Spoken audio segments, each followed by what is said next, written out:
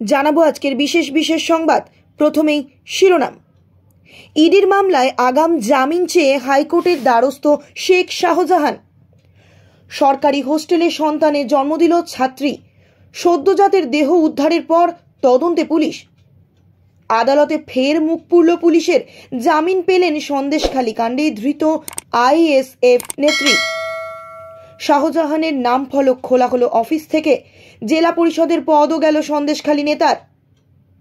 কড়া নিরাপত্তায় রাজভবনের রান্নাঘর। তৈরি হলো খিচুড়ি, গুজরাটি তরকারি। আর কি থাকছে মোদির নৈশভোজে? পিএমএলএ মামলায় আগাম জামিন চেয়ে হাইকোর্টে মামলা দায়ের শেখ শাহজাহানের। আগামী সোমবার বিচারপতি দেবাংশু বসাকের ডিভিশন বেঞ্চে শুনানির সম্ভাবনা। এর আগে বসিরহাট পিএমএলএ আদালতে তার আগাম জামিনের আবেদন খারিজ হয়। পরে পুলিশ তাকে ন্যাজাট থানায় দায়ের করা অভিযোগের ভিত্তিতে গ্রেপ্তার করে, কিন্তু এবার তাকে পিএমএলএ মামলায় হাতে নিতে চায় ইডি। আইনজীবীদের সূত্রে খবর, সেখান থেকে বাঁচতেই এই আগাম জামিনের আবেদন। উল্লেখ্য, আগামী সোমবার কলকাতা হাইকোর্টের প্রধান বিচারপতির ডিভিশন বেঞ্চে সন্দেশখালী সংক্রান্ত স্বতঃস্ফূর্ত মামলা ও একাধিক জনস্বার্থ মামলার শুনানি রয়েছে। ওই দিন শেখ শাহজাহানের আইনজীবীকেও হাজির থাকতে নির্দেশ দিয়েছিলেন প্রধান বিচারপতি। গত বৃহস্পতিবার তার আইনজীবী শাহজাহানের জামিন সংক্রান্ত মামলায় হাতে দ্রুত শুনানি হয় সেই আবেদন জানিয়েছিলেন, কিন্তু প্রধান বিচারপতি তা গ্রহণ করেননি। সোমবার আইনজীবীকে মামলার শুনানির সময় আসার নির্দেশ দিয়েছিলেন। সরকারি হোস্টেলের আবাসিক এক নাবালিকার সন্তান জন্ম দেওয়ার ঘটনাকে কেন্দ্র করে হইচই পড়ে গিয়েছে ছত্তিশগড়ে।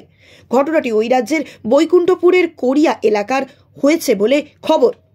গ্রামবাসীর কাছ থেকে খবর পায় পুলিশ। তদন্তে গিয়ে পুলিশ জানতে সদ্যজাতকে কবর দেওয়া হয়েছে। পুলিশ দেহ উদ্ধার করে ময়না তদন্তে পাঠিয়েছে।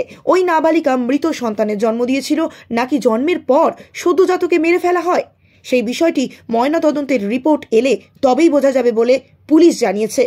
এখন এই বিষয়ে পুলিশ মুখ খুলতে নারাজ। তবে পুলিশের একটি সূত্র থেকে জানা গিয়েছে, সরকারি হোস্টেলের আধিকারিকদের জিজ্ঞাসাবাদ করা হচ্ছে। পুলিশ জানতে চাইছে ওই মেয়েটি কতদিন ধরে হোস্টেলে রয়েছে, তার অন্তঃসত্ত্বা হওয়ার বিষয়টি কবে নজরে আসে, এই নিয়ে হোস্টেলের তরফে উচ্চতর কর্তৃপক্ষকে জানানো হয়েছিল কিনা।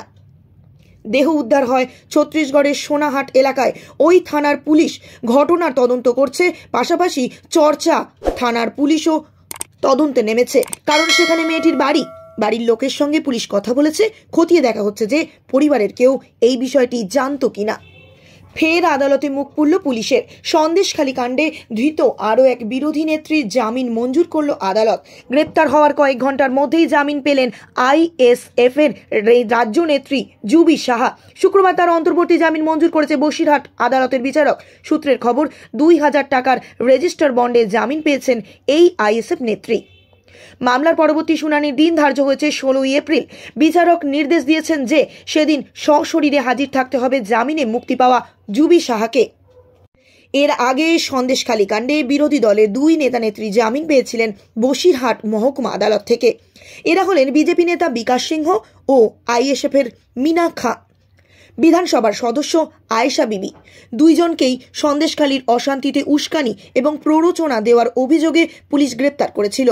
এর মধ্যে বিকাশ সিংহ গ্রেপ্তার হওয়ার পরেই জামিন পেয়েছিলেন বসিরহাট মহকুমা আদালত থেকে, কিন্তু জামিন পেতেই আদালত চত্বর থেকে ফের এই বিজেপি নেতাকে অন্য একটি মামলায় গ্রেপ্তার করে নিয়ে যায় পুলিশ। এই নিয়ে তখন পুলিশের সঙ্গে রীতিমতন খণ্ডযুদ্ধ বাধে বিজেপি কর্মী সমর্থকদের। এরপর বেশি কিছুদিন জেলা হেফাজতে থাকার পর সম্প্রতি আদালত তার জামিন মঞ্জুর করেছে। একইভাবে জামিন মঞ্জুর হয়েছে আইএসএফ নেত্রী আয়েশা বিবিরও। এদিকে কলকাতা হাইকোর্ট জামিনে মুক্তি দিয়েছে প্রাক্তন সিপিএম বিধায়ক নিরাপদ সর্দারকেও। তাকেও পুলিশ সন্দেশখালীর অশান্তিতে গ্রেপ্তার করেছিল। এবার আদালত থেকে জামিনে মুক্তি পেলেন সন্দেশখালী কাণ্ডে ধৃত আইএসএফ এর আরও এক নেত্রী। গ্রেপ্তারির অব্যবহিত পরেই তৃণমূল থেকে সাসপেন্ড হয়েছেন সন্দেশখালী নেতা শাহজাহান শেখ। গ্রেপ্তারির একদিনের মধ্যে এবার উত্তর 24 পরগনা জেলা পরিষদের কর্মাধ্যক্ষ পদ থেকেও তাকে সরিয়ে দেওয়া হলো। শুক্রবার এই কথা জানিয়েছেন জেলা পরিষদের সভাপতি নারায়ণ গোস্বামী। জেলা পরিষদে তার বসার ঘর থেকে নামের ফলক সরিয়ে ফেলা হয়েছে। এখন শাহজাহানের জায়গায় সংশ্লিষ্ট পদের দায়িত্ব কাকে দেওয়া হবে তা এখনো ঠিক হয়নি বলে উত্তর 24 পরগনা জেলা পরিষদ সূত্রে খবর। গত পঞ্চায়েত নির্বাচনে সন্দেশখালী 2 ব্লক জেলা পরিষদ থেকে জয়ী হয়েছিলেন শাহজাহান। গত 5 জানুয়ারি সন্দেশখালীতে ইডি আধিকারিকদের ওপর হামলার পর 55 দিন নিখোঁজ ছিলেন শাহজাহান। শেষ পর্যন্ত বৃহস্পতিবার মিনা খান বামনপুকুর এলাকা থেকে তাকে গ্রেপ্তার করে পুলিশ। বৃহস্পতিবার সকালে তাকে হাজির করানো হয় বসিরহাট মহকুমা আদালতে। বিচারক ওই নেতাকে 10 দিনের পুলিশি হেফাজতে রাখার নির্দেশ দিয়েছেন। তারপর বসিরহাট থেকে শাহজাহানকে কলকাতার ভবানী ভবনে নিয়ে আসা হয়। মামলার তদন্তভার নিয়েছে রাজ্য পুলিশের গোয়েন্দা বিভাগ সিআইডি। আপাতত আগামী 10 দিন ভবানী ভবনই শাহজাহানের ঠিকানা। প্রায় 10 বছরের প্রধানমন্ত্রীত্বে শুক্রবারই প্রথম কলকাতায় রাতে থাকছেন নরেন্দ্র মোদী, থাকছেন রাজভবনে। ঠিক এই কারণে গত 2 দিন রাজভবনের রাস থাকা সত্ত্বেও কার্যত এসপিজির দখলে চলে গিয়েছে। রাজভবনের রান্নাঘরও এখন নিরাপত্তা কর্মীদের দখলে। রাজভবনের কর্মীরাও এসজিপির নির্দেশ মতোই চলতে বাধ্য হচ্ছে।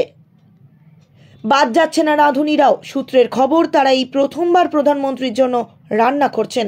তার জন্য তৈরি হচ্ছে বিভিন্ন নিরামিষ পদ। রাজভবন সূত্রে খবর, 2 দফায় প্রধানমন্ত্রী রাতের খাবার সারবেন। স্টার্টার বা প্রথমে থাকছে চা, সিঙ্গারা, ভেজ পাকোড়া, তারপরেই মেইন কোর্স।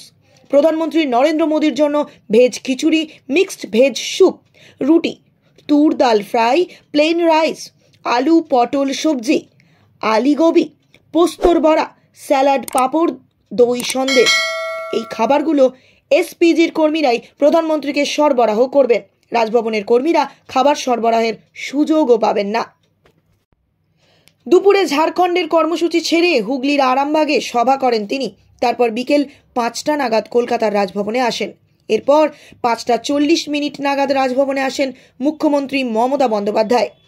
সন্ধ্যা 6টা নাগাদ মমতা বন্দ্যোপাধ্যায়ের সঙ্গে তার বৈঠক শুরু হয়। প্রায় 20 মিনিট বৈঠক হয়, কিন্তু 45 মিনিট পর রাজভবন থেকে বেরিয়ে মমতা বন্দ্যোপাধ্যায় বলেন, শুধুই সৌজন্যমূলক কথাবার্তা হয়েছে, রাজ্যের বকেয়া নিয়েও কথা হয়েছে, তার থেকে অনেক বেশি আড্ডা হয়েছে।